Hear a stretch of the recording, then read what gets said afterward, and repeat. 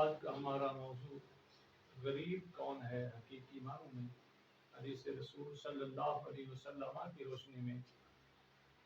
تو حضور صلی اللہ علیہ وسلم نے فرمایا، ریاض الصالحین حدیث نمبر 220 میں فرمایا، وان ابی ہریرہ رضی اللہ عنہ ان رسول اللہ صلی اللہ علیہ وسلم قال اتدرون من المفلس، نبی علیہ الصلوۃ والسلام نے پوچھا کیا تم جانتے ہو کہ تم میں سے غریب کون ہے؟ تو قالو، صحابہ اکرام عرض کرتے ہیں، المفلس فینا من لا درہم لہ ولا متاع، نبی علیہ الصلوۃ والسلام نے ارشاد فرمایا کہ غریب وہ ہے۔ آپ علیہ السلام نے پوچھا کہ غریب کون ہے؟ صحابہ اکرام نے عرض کی، یا سیدی یا رسول اللہ صلی اللہ علیہ وسلم، غریب وہی ہے جس کے پاس درہم و دینار نہ ہو، جس کے پاس دنیا کا سرمایہ نہ ہو۔ ہماری نظر میں بھی غریب وہی ہے، ہم بھی یہی سمجھتے ہیں کہ جس کے پاس دولت نہیں، ثروت نہیں، سرمایہ نہیں، اور دنیا کی جاہ و جلال نہیں، یہ دنیا کی یہ ساری رنگینیاں نہیں، وہی بندہ غریب ہے۔ لیکن آؤ دربار رسالت سے پوچھتے ہیں، نبی اکرم نور مجسم صلی اللہ علیہ وسلم کی جناب سے پوچھتے ہیں کہ یا سیدی یا رسول اللہ صلی اللہ علیہ وسلم، غریب کون ہے؟ تو نبی اسلام نے فرمایا، فقال ان المفلس من امتی من یاتی یوم القیامت بصلاۃ وصیام وزکات، نبی علیہ الصلوۃ والسلام نے فرمایا بے شک غریب وہ ہے میری امت میں سے جو قیامت والے دن آئے گا، اس کے پاس نمازیں بھی ہوں گی، اس کے پاس روزے بھی ہوں گے، اس کے پاس زکوٰۃ بھی ہوگی، لیکن ساتھ ساتھ وَيَأْتِي وَقَدْ شَتَمَ هَذَا وَقَذَفَ هَذَا وَأَكَلَ مَالَ هَذَا وَسَفَكَ دَمَ هَذَا وَضَرَبَ هَذَا، نبی علیہ الصلوۃ والسلام نے فرمایا اس کے ساتھ ساتھ عبادات کے ساتھ ساتھ نبی علیہ السلام نے فرمایا اس نے کسی کو گالیاں دی ہوں گی، اور اس نے کسی پر جھوٹی تہمت لگائی ہوگی، اور اس نمازی حاجی صاحب نے، اس سب زندہ دار نے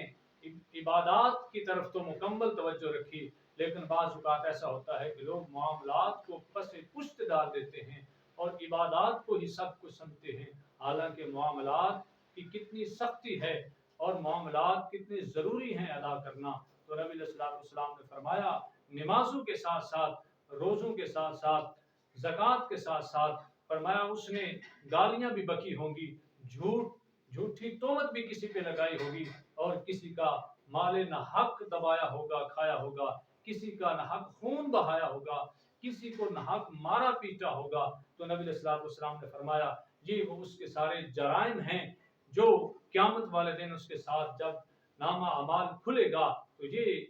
جرم بھی ساتھ لکھے ہوں گے۔ تو فیعطیٰ ھذا من حسناتہ وھذا من حسناتہ،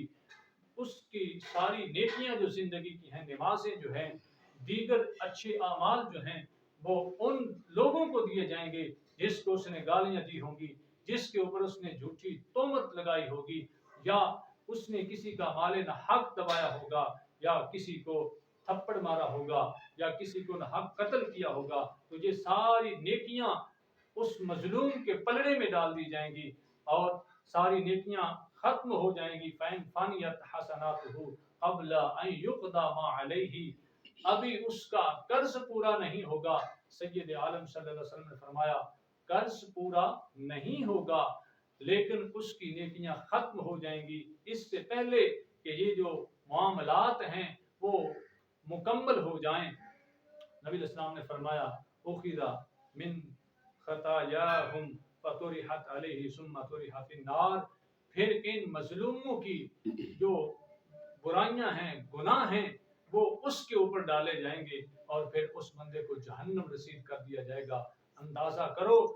اب اس کے پاس نیکیاں بھی ختم ہو گئی اور دوسروں کے گناہ جو تھے ان کا بوجھ بھی انہیں اٹھانا پڑا، تو اب وہ غریب ہو گیا کہ جس کے پاس کوئی نیکی نہ رہے اور دوسروں کا بوجھ بھی، گناہوں کا بوجھ بھی اپنے سر لینا پڑے۔ تو حضور اسلام نے فرمایا یہ وہ حقیقی غریب ہے کہ قیامت والے دن جس کے پاس کوئی نیکی باقی نہ رہے گی، وہ بندہ غریب ہے۔ لہٰذا اس دنیا میں رہتے ہوئے